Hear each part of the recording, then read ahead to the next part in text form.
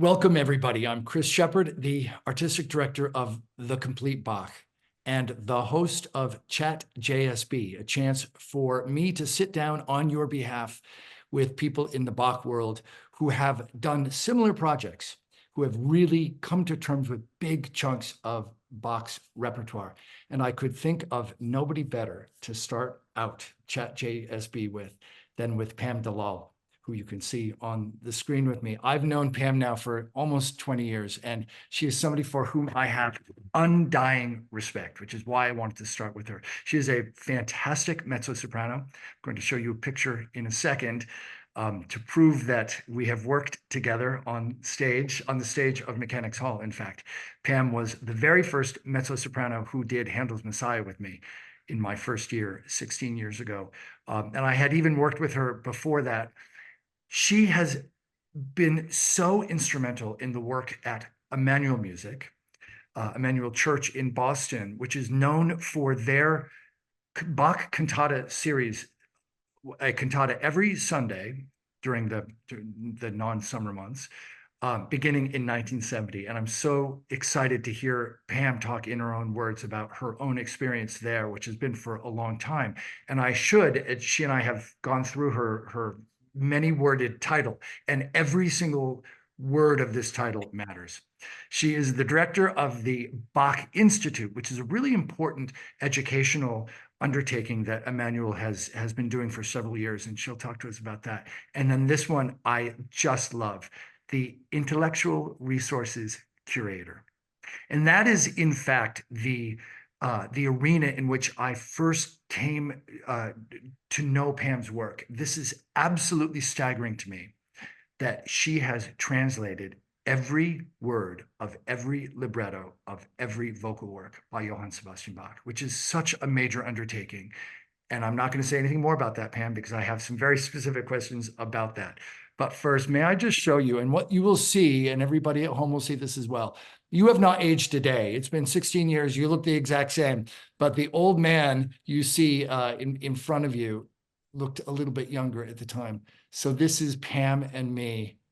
I'm the one waving my arms. And here is Pam looking very pensive, looking off into the distance. So that is on the stage of Mechanics Hall, which is going to be the locus of so many performances. Let me say one more thing, and then I'm going to launch into some questions for you, Pam, which is that Emmanuel Music is a full partner with us in the Complete Bach. And I'm so excited that Ryan Turner, the artistic director, and a longtime friend and collaborator, just jumped at the chance. He saw immediately that this is something that is just perfect for Emmanuel. And we are lucky that it's Music Worcester that has the quirky resources to be able to do it, because I think you guys would have done the Complete Bach many years ago if you could have.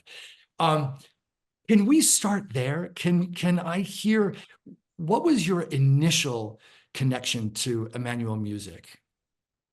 Well, I was a young student, just out of school, sort of drifting around Boston trying to figure out what to do. I had a church job, but, Emmanuel Music was sort of the, nirvana. It's like if anyone could manage to, join that ensemble, it would be the pinnacle. And I knew some of the singers who were there.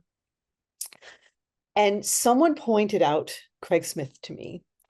I actually, one of the legends about me is that I was a clerk on the floor of the Harvard Coop, which was a record store. And people still tell me they remember me in that role. I may have bought records from you, in fact. Yeah. Cool. It was actually a very nice job for a student right out of school. You stand on the floor and talk about music all day and get familiar with a lot of recordings. So I went up to him and introduced myself and asked for an audition, which was a very courageous thing to do. And I had no idea that my timing could not have been better, because there were two people who were leaving the alto section, and he actually had two openings that year. I think many people approached him. He knew of many people. And it just was exactly the right time. So I was still pretty green, and I didn't have everything all put together vocally, but he took a chance on me. And Pam, was that, I've always wondered this. Was that choir fully professional from the very beginning of the Bach project, or did that develop quickly? So the I don't really care what years we're talking about. The year that I joined was 1984. So that's a long time About ago. 15 years into the Exactly. project. So I don't really know a lot of the specifics of the early details. The first cantata was Craig and his friends, including John and Rosemary Harbison Oh gosh. and Susan Larson and Peggy Pearson, right? They were performers in that very first cantata.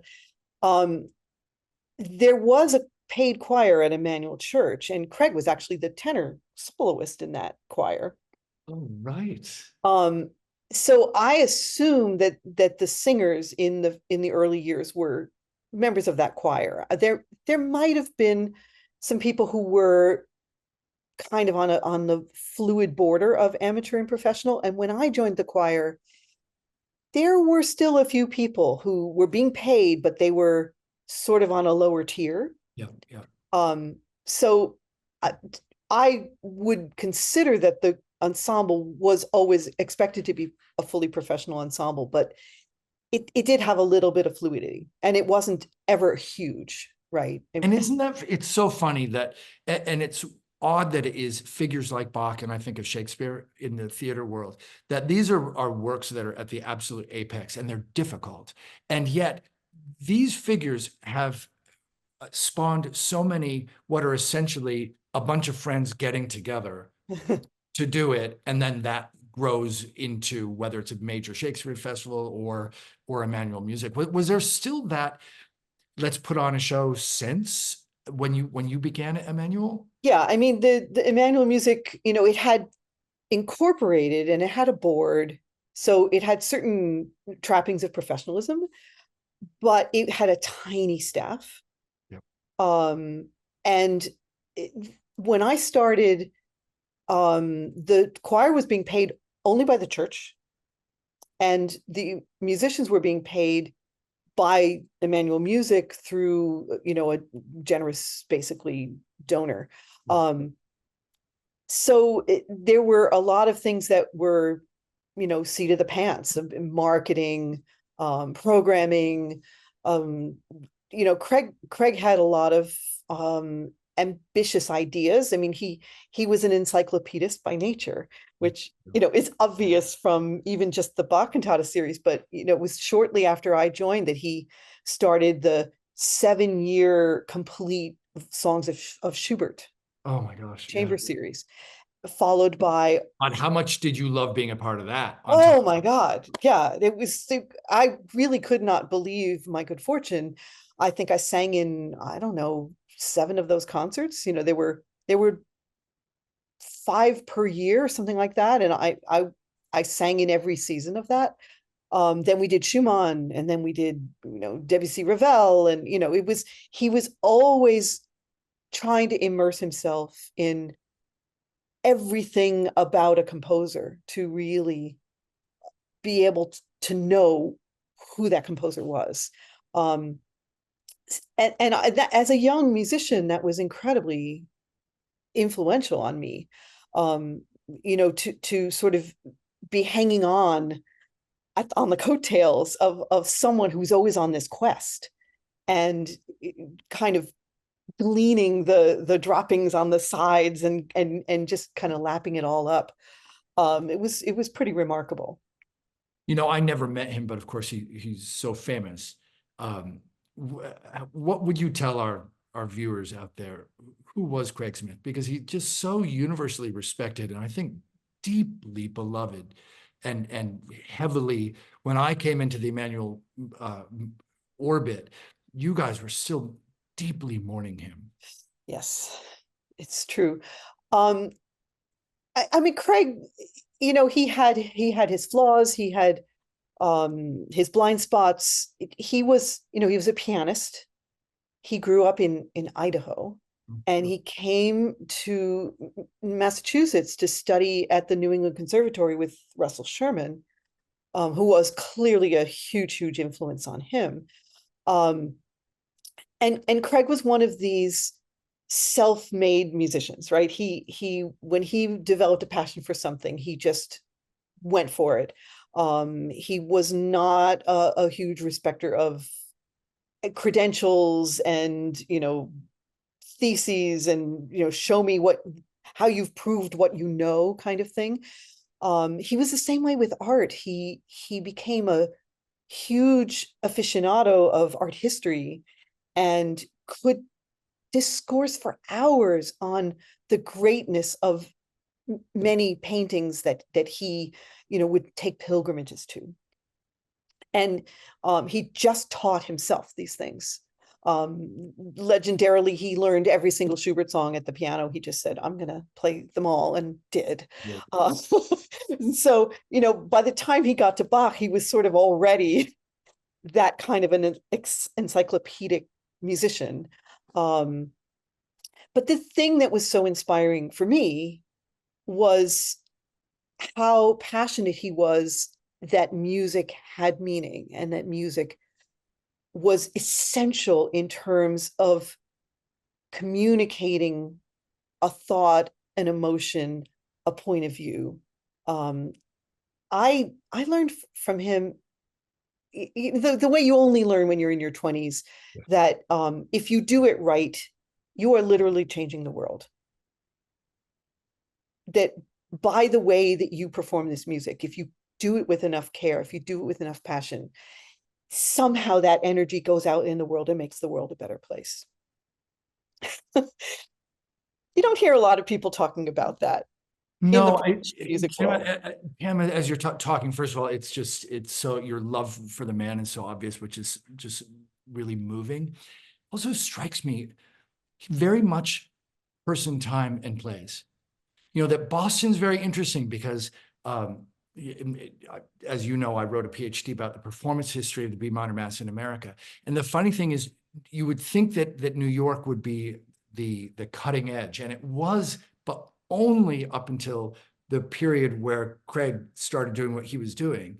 And because of him and a number of other people, Tom Dunn with Handel Haydn, and ultimately Christopher Hogwood there, BACHtoberfest Musicale, which is now Boston Baroque, and Martin Perlman, Boston was the center of the early music movement. And I'm going to come back to ask a question about that in a moment, because you have decidedly been a part of performing Bach with modern instruments, which, by the way, isn't even the debate that it once was. That the heat has gone from in some corners, you still hear it. Oh, yeah, but I'll tell you something. I think probably among people more our age group, what I have experienced with the younger musicians is that wasn't their fight. They don't have a dog in that particular fight.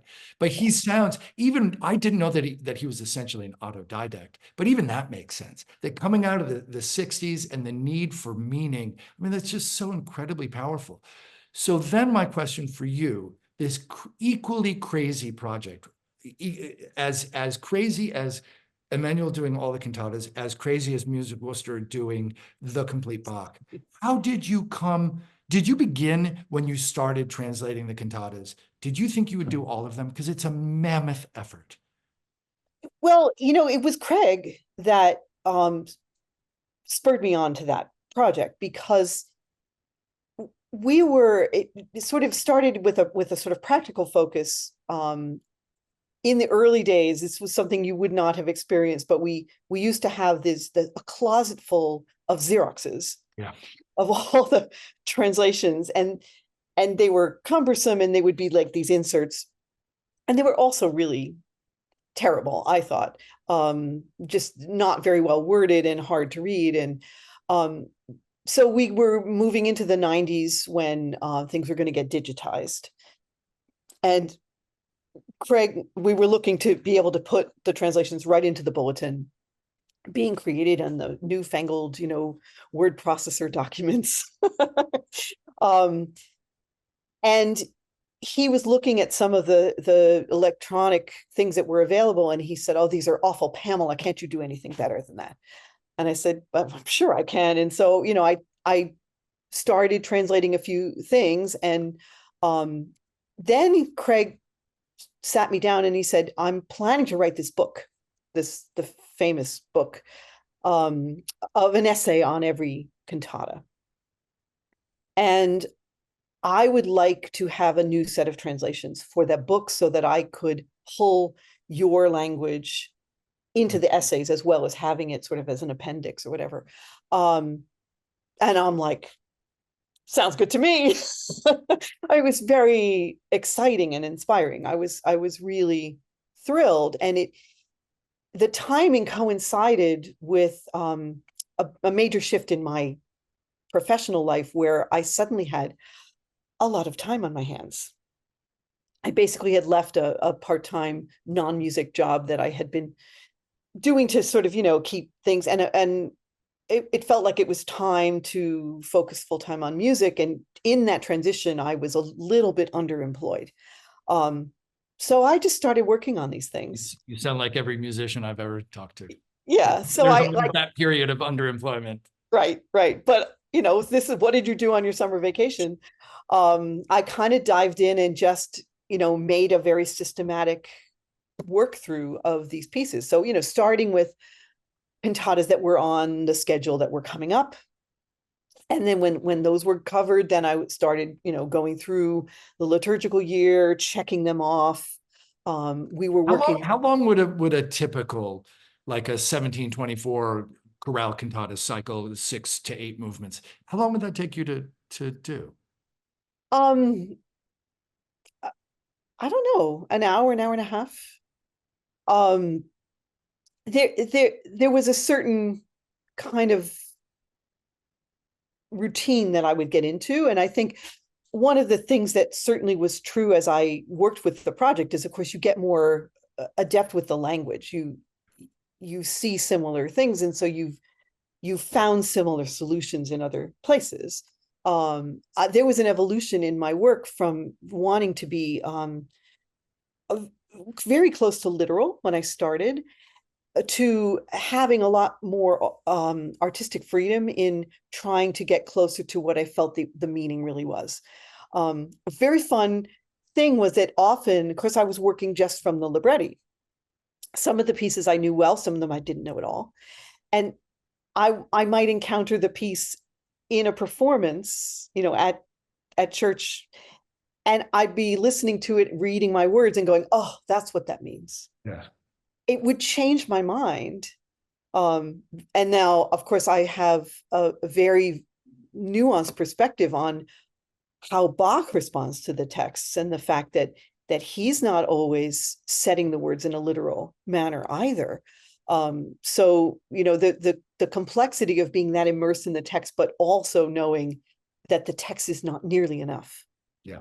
To get us to an interpretation. When I was doing the full cantata cycle in Sydney, and once I discovered your translations, I would always sit with the three of them, the Melvin Unger. So people who may not know these resources, it is so useful because it sets out to be a word by word, really literal translation, which is extremely helpful. Yeah. If in that sense. And then the Alfred Dürr, who literally wrote the book on the cantatas. And finally, my German is not yours, so I was waiting for the English edition to come out. And they're really great translations. But I always found in yours, and Pam, you gave us permission, and we, by the end of my time in Sydney, were using yours in the program. You often had just a really lovely poetic twist. And you could, in some cases, really hear the singer's mind in the way that you would translate. And I really love that. My question for you is, how much did you need to learn about Lutheran theology to really come to terms with some of these, even a word like Schmerz, it can mean so many different things, but in that context means something quite specific. Well, I will be honest with you. There are very trenchant critics of my work who say I don't know enough about Lutheran theology, because there are projects that are re-examining these libretti and saying these words only mean what they mean, in 18th century Leipzig, a very particular thing, and taking them out of context, thinking of them in even a 19th century, German poetic way, or a more contemporary way, is distorting the meaning. I I have various theological information banging around in my head from various sources. So I spent 9 years singing Hildegard, so I have some knowledge of that. I'm a Dante freak, so I've read acres and acres of medieval Christian Catholic theology. So Lutheran theology for me is sort of a piece of all of that. I've picked it up partly from scholars. I've picked it up partly from these texts themselves, from translating Luther directly and thinking about Interesting. Yeah. Luther's twist on the language that he was given, which was mostly, the Vulgate. But I never felt bound by that.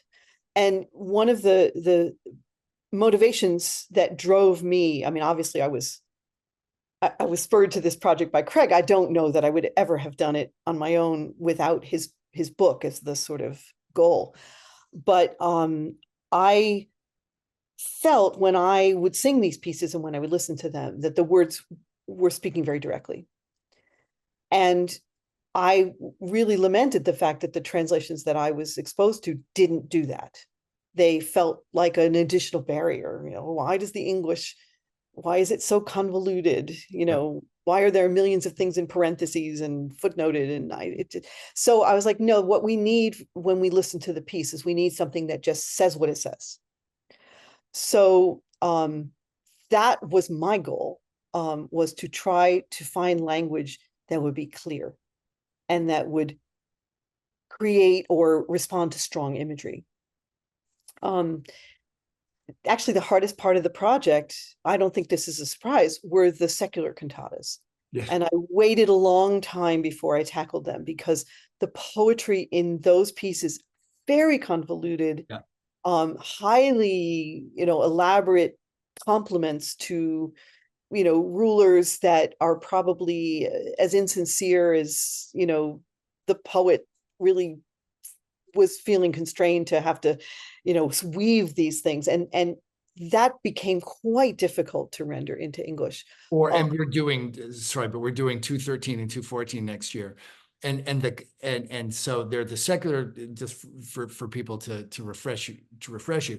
So many of the secular cantatas Bach had to write to celebrate the birthday of the Elector of Saxony or this or that. But some are these really elaborate classical images like Hercules. It's like, oh my God, we don't begin to know who half these people were, much less what he's talking about. Yeah, I don't envy you all of that. Yeah, so that was like, I would probably say that was the last thing that I tackled. And some of them I'm glad I did them at the end because I had more freedom to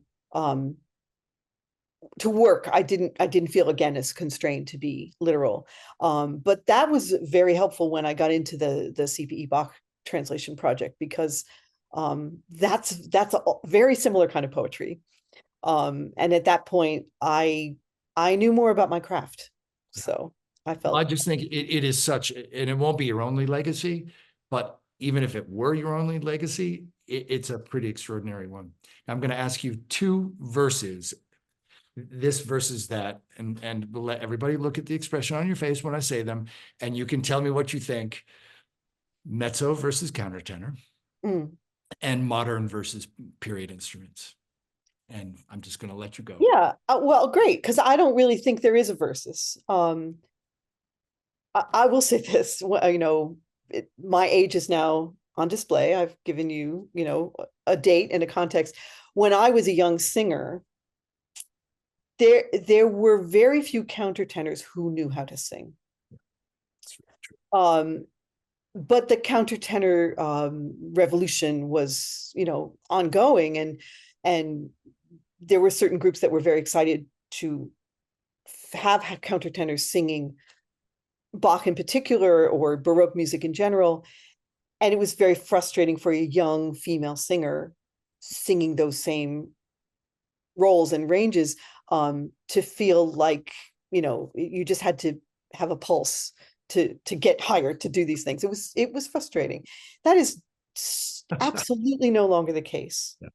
There are And no even the last dozen years, like yeah, just every decade, the technique yeah. artistry gets better. These guys are great singers. They're great technicians, and they fully deserve to be singing. The question on the other side of it, obviously, I answered that from the point of view of sort of selfishly, like, you know, why wouldn't you want to use me instead of whoever? But really, when you look at it from the other point of view, I don't particularly believe that a countertenor, a male falsettist, has something inherently different as a genre in their sound than a woman. But people are individuals. Yeah. You have the higher voices, the lower voices, the more powerful voices, the more subtle voices, and that's going to be true across the spectrum. So I'm very excited. We were very excited to have a promising young countertenor as one of our fellows in the Bach Institute this year. That was And we break don't, in tradition. well, I mean, if it is a tradition, I don't know that it needs to be. But we certainly, I certainly, as a mezzo myself, I would never be feeling like the goal is to lean towards the male alto. I think we want to find the artists where they are. In terms of modern versus Baroque instruments, the thing that I always come down to is, you know, I as you referred to, I have spent a lot of my career singing historical music with historical ensembles, and I now teach master's candidates, you know, historical performance techniques. This is a big part of who I am as a musician, and I truly believe in the magnificence of this tradition and in it, of this kind of training and the kind of careers that people can have, both on the instrumental side and the vocal side. I always say that Bach is on his own here, that the demands that he makes transcend the technology of anybody, of the instrument or the voices. He's constantly pushing beyond what is sort of easy to hand. And an argument that I find myself sometimes making with people who are practitioners of Baroque practice is that they often say, well, you know, when you pick up a Baroque bow or you're playing a violin that has gut strings and less tension on the neck, certain phrasing things become obvious, certain things become easy. And that is so true, and it's so beautiful. But I don't think that that answers the question of what Bach wants you to do. I think that we always have to go one step further and say, but what really is the phrasing on this piece, on this page? And what is happening in the harmony, and how long do the notes need to be connected to each other or phrased off? All of the sort of standard tropes of Baroque practice, to me, they break down in Bach. That doesn't mean we don't learn a lot from understanding Baroque practice, because there's certain things we must be able to do when we play Bach or sing Bach.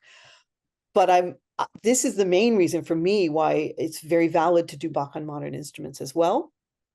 Whereas I think it's great to do Handel on modern instruments, of course, but it feels more like something that the Baroque instrument ensembles own when they are working in sort of your standard non-Bach composers. That's my argument. And that's one of the things that I like to do in the Bach Institute, is say that the questions that we want to ask really transcend this question of period practice. They're sort of timeless. And I think they're good questions to ask for all music and for all composers. But I always feel that what a modern player can do in Bach can show us something that can also be done on a Baroque instrument, but I think the Baroque players also have to ask the same questions. Yeah, and you know what this reminds me of, Pam, is that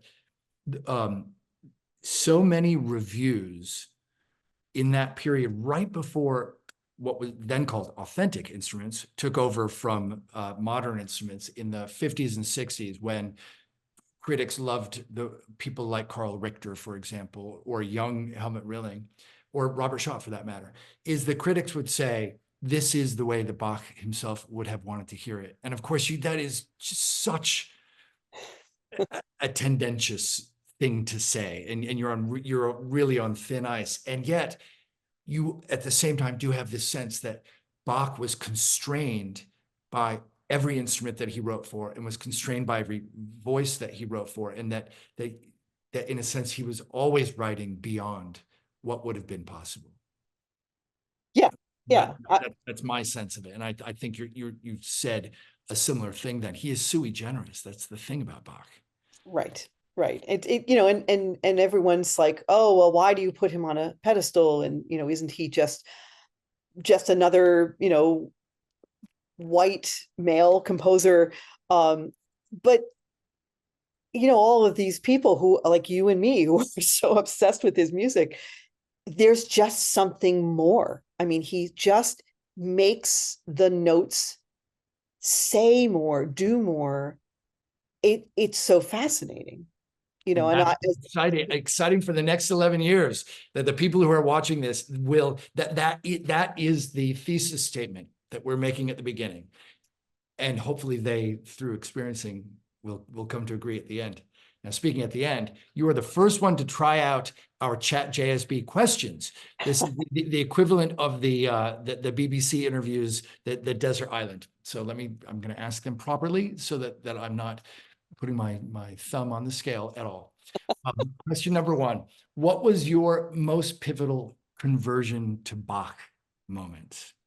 So I definitely have a great story here. As a young musician, there was Bach, you know, two-part inventions. I sang a little Bach in a choral context. I don't remember it registering with me. And then one afternoon, I came home from school. I turned on the television, and there was the St. Matthew Passion. It was this production, I think it was Funkarian. Oh. And it was this sort of odd thing where they had different setups for different, like there was one stage setup for the chorales and a different one for the arias. I was riveted, and I didn't know anything. Like I really had a very impoverished religious background. I didn't really know the story of the Passion. So everything about what was coming at me was brand new. You know, the evangelist, the arias, the chorales, the structure of the piece. It was so new to me. It was so modern. It was so expressive. It was so beautiful. That it absolutely changed my life. I was like, okay, this is now what I'm going to do. This is now what I'm about. You know, of course, I bought the Von Karajan recording the next day, and wore the LPs out and listened to them, memorize the whole piece. It was the St. Matthew Passion. I will need to write that down, so that when we do the St. Matthew, you'll be one of the two alto soloists. Oh. That's awesome. Our tempo will be different than Funkarian. Oh, for sure. Yeah. And my preferred tempos are no longer his. That is awesome. And we will not go down this road. And yet there is a great argument to be made, people like Klemper, that if you can just get your mind back in that space, boy, they had something to say musically about Bach. It just doesn't sound like what we do now. That's true. That's okay. True. Now these are the short answer questions. Good. Your greatest influences. Who are your major teachers and mentors? Right. Well, I think Craig Smith obviously is far and away the most important figure for me in Bach, and Thomas Dunn. Oh. So I arrived at school, and he was the conductor there, but he was also at the Handel and Haydn. And I sang my first St. Matthew on Symphony Hall stage as a sophomore in the Handel and Haydn chorus. So that was pretty seminal. And I also learned the St. John with him my freshman year. think it's a bit of a shame, Christopher Hogwood, massive, and so it's so important in that generation of period performers, but because H&H was the first major group in America to go to period instruments, it kind of erased Tom Dunn, who Yeah. actually, for his generation, was massively important. These big articles in the New York Times Right. they talked about him as a new breed of scholar conductor, and it's Yeah. a bit sad. This is what happens, right? When tastes change. So I'm really glad to hear that about Tom. Yeah, he was very important to me. Yeah. And you mentioned Von Karajan, though, in a slightly different way, but who are the performers now that you listen to? Who are the great recordings and performances? So that's a really tough one for me. It's hard. Like, I do check out recordings mostly when I'm doing conversations on cantatas for things. I like the Netherlands Bach. I find that those are they always have a point of view. Yeah. I don't always agree with everything, but I will come back again and again. I am a great admirer of John Eliot Gardner, but I have not always agreed with his Bach. Yeah. But he And has a point. He has a point of view as well, though. yes, he does. But sometimes I feel his agenda is at odds with where I feel the music wants to go. I think Suzuki is a wonderful conductor. And it's still very valuable to listen to Rilling. Yeah. And go back and hear certain performances really only work when that extra bit of weight is present. And to see, I assume you saw him live at some point. Never. Because I'll tell you, Pam, he live is when you are aware that you are in the presence of genius. It's really quite staggering. But you're right; their recordings are very weighty. Yeah, and sometimes that's what you want, and sometimes it's not. They're not always. But I think it's important to mention that when you speak of performances, and we're talking about conductors, but for me it was Sandy Sylvan. Oh, It yeah. was Lorraine Hunt Lieberson, people who I was side by side with and would watch them and listen to them get up and sing these arias as if their lives depended on communicating what they were doing. That's the kind of model of a performance that really got under my skin. Yeah, so and Lorraine Hunt Lieberson is a whole other. That's a whole 45-minute conversation of its own. Right. And then finally, you could just name them, the two favorite pieces you performed of Bach and the two favorite pieces that you love but are not for a mezzo to perform. Yeah. So I think for me, my favorite cantata is Cantata 20. O Ewigkeit du Donnerwort. And I still can't believe my luck that I not only have performed it, but I recorded it. Oh, right. So we can all go out and look for the recording. It's out of print, of course, but it's out there somewhere. And I think probably Widersteherdochters in the great alto cantata that I did with Craig so many times, and just always just a peak experience to sing that piece. For pieces that I when I'm using examples of Bach, I'm always talking about arias not for mezzos. I'll talk about Ausliebe. I'll talk about Die Seele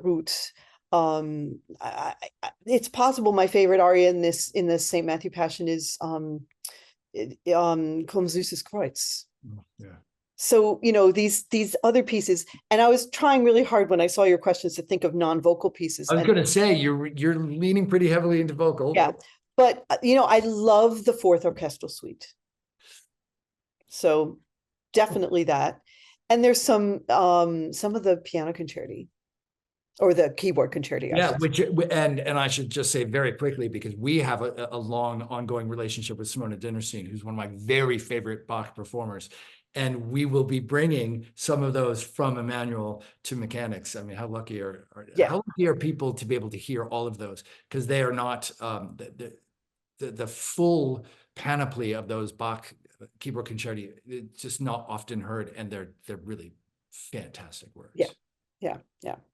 Pam, I'm so excited that you were the first person to do ChatJSB with us. And I'm looking forward to having our audiences hear you and to have all of us experience your libretti. So thank you so much for being part of this conversation. For everybody else, just keep watching. We'll drop one of these probably once a month in the coming months. So go out and listen to some Bach, some of the things that Pam just suggested.